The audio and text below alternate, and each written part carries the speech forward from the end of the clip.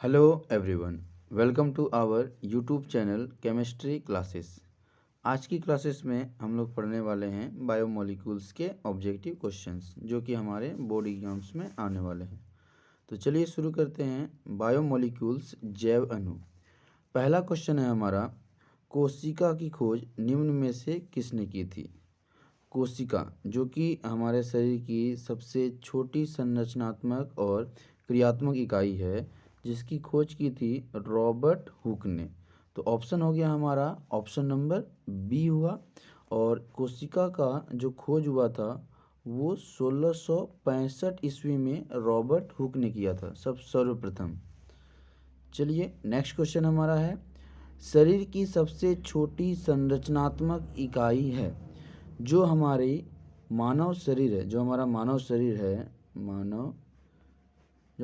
शरीर है, इस शरीर की जो सबसे छोटी संरचनात्मक इकाई होती है वो होती है कोशिका। तो आंसर हो गया हमारा ऑप्शन नंबर सी।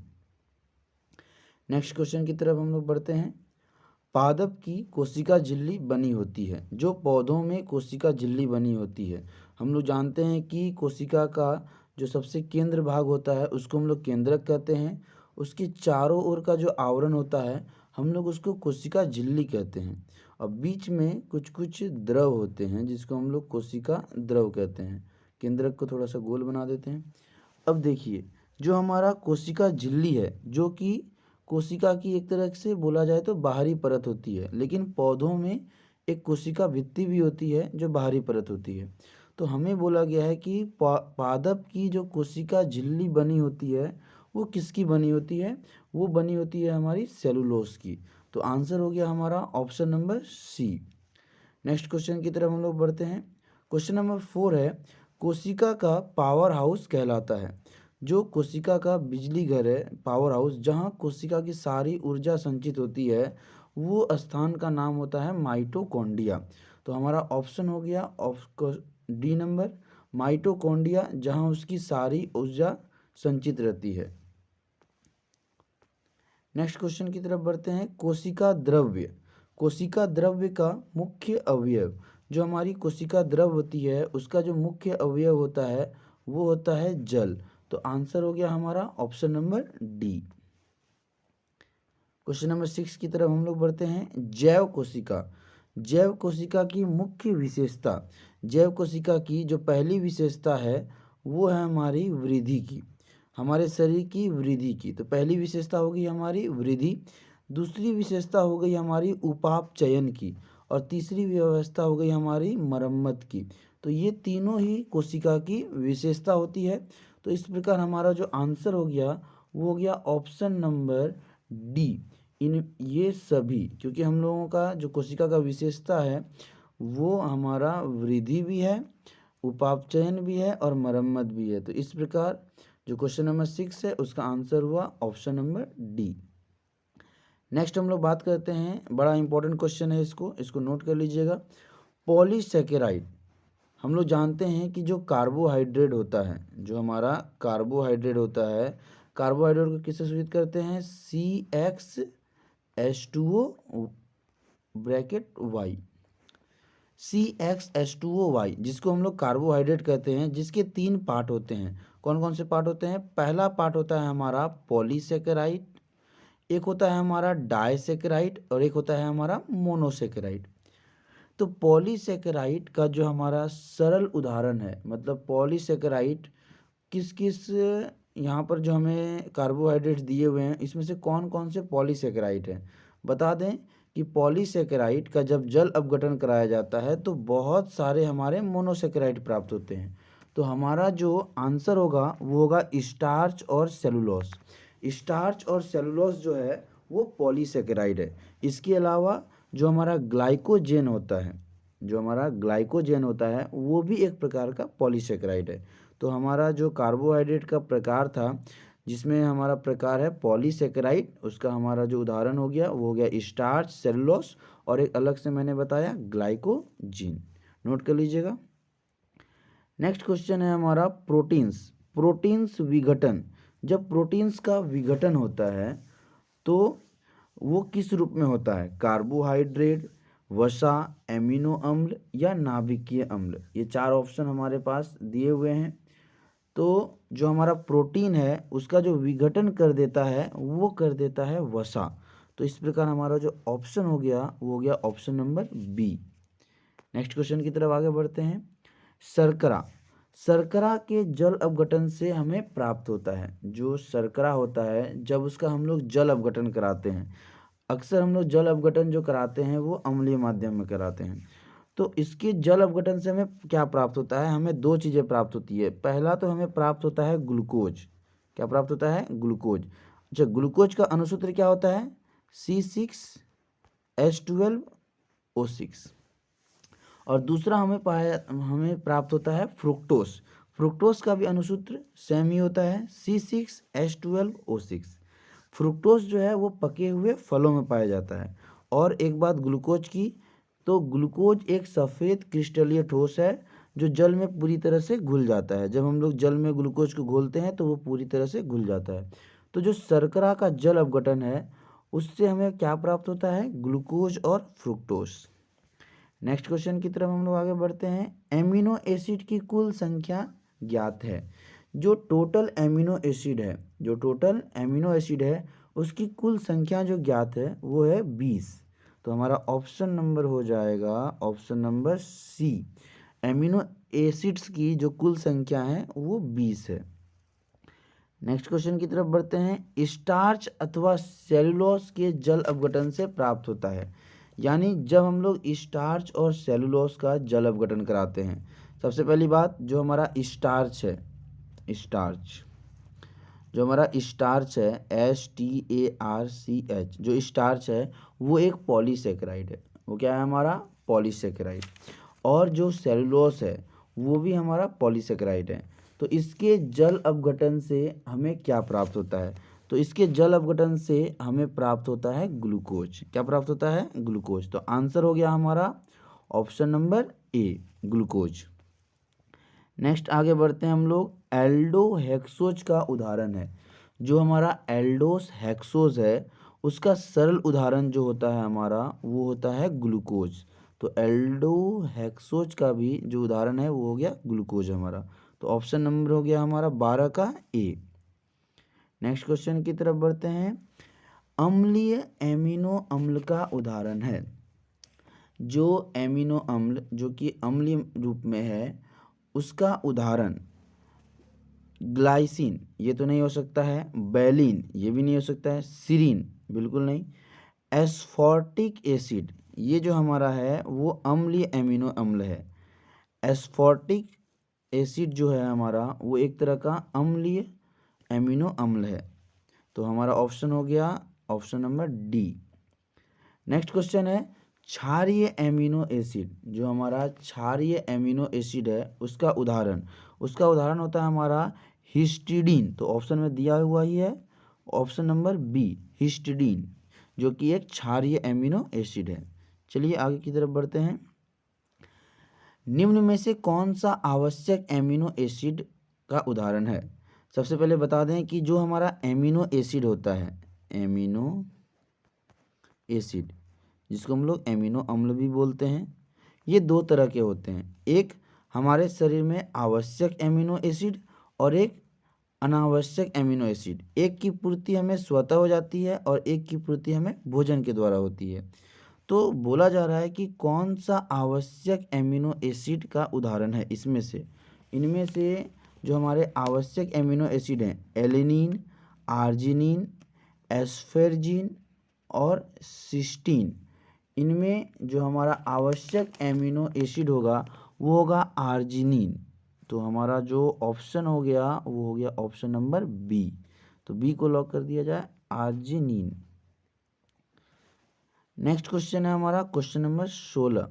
अनावश्यक एमिनो एसिड। अभी हम लोगों ने बात किया कि 2 तरह के एमिनो एसिड होते हैं, एक आवश्यक और एक अनावश्यक। एक की पूर्ति स्वतः हो जाती है और एक हमें भोजन से प्राप्त होता है। तो इस बार हमारा है अनावश्यक एमिनो एसिड। तो इसका तो हम लोग जानते ही हैं, सीरीन। तो ऑप्शन हो जाएगा हमारा ऑप्शन नंबर सी। सॉरी, मैंने ऑप्शन पर ही टिक कर दिया। तो ऑप्शन नंबर जो हो जाएगा हमारा वो हो जाएगा सीरीन। तो सी नंबर हो गया। नेक्स्ट है डीएनए।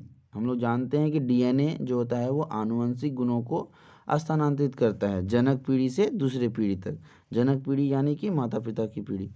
तो हम लोग जब बात करते हैं डीएनए की, तो ये जो डीएनए की खोज हुई थी वो किसने की थी? तो हमारा जो डीएनए है जिसका पूरा नाम होता है deoxy ribose nucleic acid, note कर लीजिएगा, डीऑक्सी राइबोस न्यूक्लिक एसिड, जिसकी खोज की थी वाटसन एवं क्रिक ने। किन्होंने मिलकर? एक हमारा पहला नंबर नाम तो हो गया वाटसन और दूसरा नाम हो गया क्रिक। तो ऑप्शन हो गया हमारा ए नंबर। आगे बढ़ते हैं हम लोग। क्वेश्चन नंबर 18, प्रोटीन्स का प्रमाणित परीक्षण। जो हमारा प्रोटीन्स है उसका प्रमाणित परीक्षण जो किया गया था वो कौन से परीक्षण से प्रोटीन का पूरी तरह से प्रमाण दिया गया था उसके परीक्षण का? तो उस परीक्षण का जो नाम था वो था जैंथोप्रोटिक। जैंथोप्रोटिक परीक्षण किया गया था जिसमें प्रोटीन्स को प्रमाणित किया गया था। तो हमारा जो ऑप्शन हो गया वो हो गया ए नंबर। नेक्स्ट क्वेश्चन की तरफ हम लोग आगे बढ़ते हैं। कार्बोहाइड्रेट का परीक्षण किया जाता है। जो हमारा कार्बोहाइड्रेट है, एक बार फिर से बता दें, कार्बोहाइड्रेट का जो हमारा सूत्र होता है वो क्या होता है? CxH2O पे होल Y। ठीक। और कार्बोहाइड्रेट एक जटिल यौगिक होता है हमारे लिए। तो हमारे शरीर में जो कार्बोहाइड्रेट होता है उसका काम क्या है? तो उसका काम है ऊर्जा प्रदान करना। तो बोला गया कि कार्बोहाइड्रेट का परीक्षण, कौन से परीक्षण में कार्बोहाइड्रेट को जांचा गया था, उसका परीक्षण किया गया था? तो हमारा जो आंसर होगा वो होगा ए नंबर, पॉलिश परीक्षण द्वारा। जो मॉलिश, जो मॉलिश परीक्षण हुआ था उसके द्वारा कार्बोहाइड्रेट का परीक्षण हुआ था। नेक्स्ट क्वेश्चन नंबर है क्वेश्चन नंबर 20, जिसमें बॉन्ड सी बॉन्ड NH, हम लोगों ने देखा बॉन्ड सी बॉन्ड NH संरचना कहलाती है। ये कौन सी संरचना कहलाती है? ये होती है पेप्टाइड संरचना। कौन सी संरचना? पेप्टाइड संरचना। तो आंसर हो जाएगा हमारा ऑप्शन नंबर बी, जिनमें पेप्टाइड बॉन्ड होता है, जो कि बहुत ही हम लोगों के लिए इम्पोर्टेंट होता है। पेप्टाइड बॉन्ड जो कि पेप्टाइड संरचना में होती है। तो आंसर हो गया हमारा 20 का बी नंबर।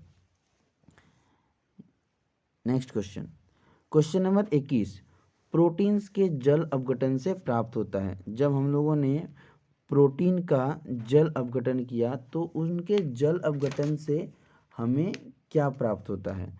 पहला नंबर ऑप्शन है हमारा प्रोटीन्स, दूसरा नंबर पेप्टाइड्स, तीसरा नंबर पेप्टोन्स और डी नंबर हो गया ये सभी।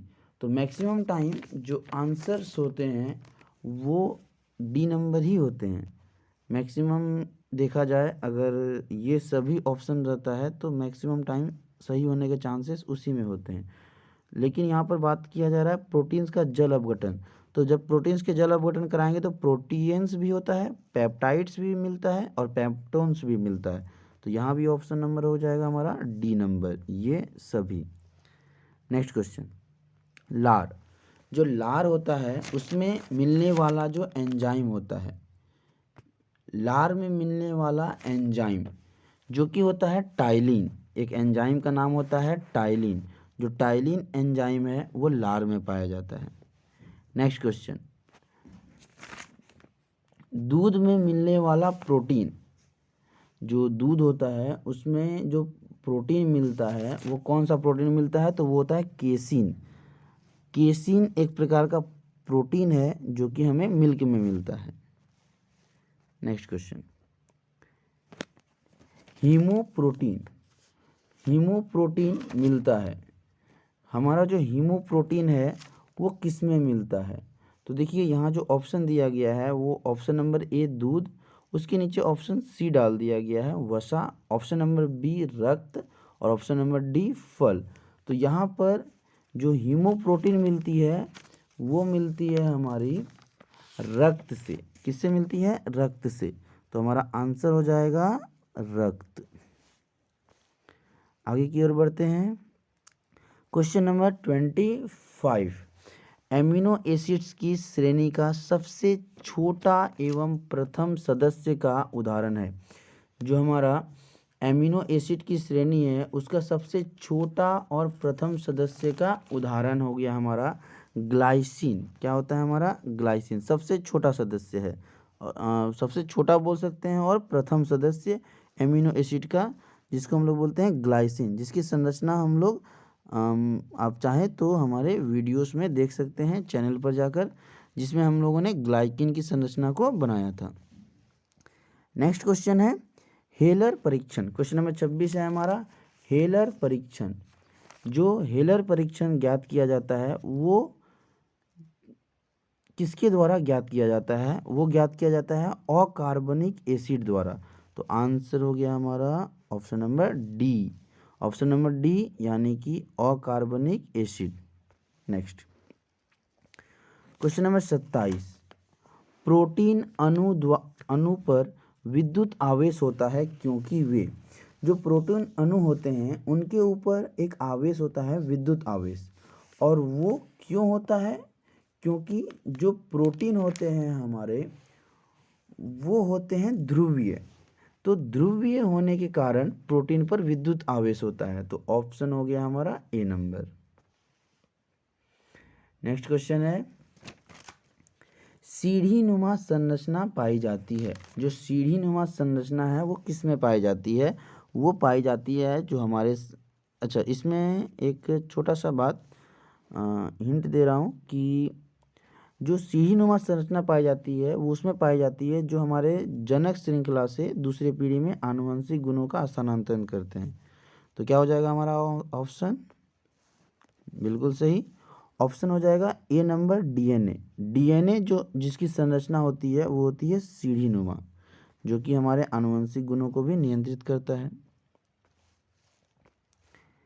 Question number 29, RNA.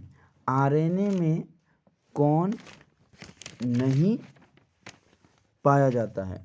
RNA, RNA जैसे हम लोगों ने बात किया डीएनए के बारे में, तो आरएनए राइबोस न्यूक्लिक एसिड, और इस आरएनए में बोला जा रहा है कि क्या नहीं पाया जाता है? तो thymine, uracil, adenine, guanine. Guanine तो बिल्कुल पाया जाता है, एडिनिन भी पाया जाता है। तो ऑप्शन हम लोग चूज़ करेंगे थाइमिन और यूरेसिल। यूरेसिल भी बिल्कुल पाया जाता है। तो हमारा जो आंसर हो जाएगा वो हो जाएगा answer number A thymine. Thymine RNA में बिल्कुल नहीं पाया जाता है। क्वेश्चन नंबर 30 है मोनोसेकेराइड। तो चलिए सबसे पहले मोनोसेकेराइड के बारे में कुछ नॉलेज जान लेते हैं। मोनोसेकेराइड जो है वो कार्बोहाइड्रेट का एक प्रकार है जिसको हम लोग एक से अधिक सरल अणुओं में तोड़ नहीं सकते। और दो तरह के मोनोसेकेराइड्स होते हैं, एक होते हैं हमारे ग्लूकोज और एक होते हैं हमारे फ्रुक्टोस। ये दो मोनोसेकेराइड होते हैं, एक में एल्डिहाइड की श्रृंखला होती है और एक में कीटोन की श्रृंखला होती है। तो हमारा जो ऑप्शन दिया है ग्लूकोज, लैक्टोस, माल्टोस और स्टार्च, तो हमारा ऑप्शन हो जाएगा, आंसर हो जाएगा ऑप्शन नंबर ए ग्लूकोज। अगर हम बात करें बाकी ऑप्शन की तो लैक्टोस, माल्टोस, स्टार्च ये सभी भी कार्बोहाइड्रेट हैं, लेकिन ये डाई और पॉलीसेकेराइड के रूप में आते हैं। तो अगर हम बात करें स्पेशल कार्बोहाइड्रेट को लेकर तो थोड़ी सी जानकारी मैं साझा करना चाहता हूँ कि CXH2OY जिनके 3 पार्ट्स होते हैं, एक हो गया हमारा मोनोसेकेराइड, एक हो गया हमारा डाइसेकेराइड, और एक हो गया ओलिगोसेकेराइड, और तीसरा हो गया हमारा पॉलीसेकेराइड। जो ओलिगोसेकेराइड है इसमें 2 पार्ट होते हैं, एक डाई और एक ट्राई। तो चलिए आज की क्लास में हम लोगों ने बायोमोलिक्यूल्स के 30 इम्पॉर्टेंट ऑब्जेक्टिव को देखा, जो ऑब्जेक्टिव हमारे एग्ज़ाम्स के लिए बहुत ही ज़्यादा इम्पॉर्टेंट हैं। तो हम लोगों ने देखा कि किस प्रकार से कार्बोहाइड्रेट्स, प्रोटीन्स, इन सब को लेकर ज़्यादा ऑब्जेक्टिव बनते हैं। तो चलिए वीडियोस को यहीं पर समाप्त करते हैं। आगे की इम्पोर्टेंट वीडियो को देखने के लिए हमारे चैनल को सब्सक्राइब कर सकते हैं, और अगर आपको ये वीडियो हमारी पसंद आई हो तो वीडियो को एक लाइक कर सकते हैं। तो चलिए धन्यवाद।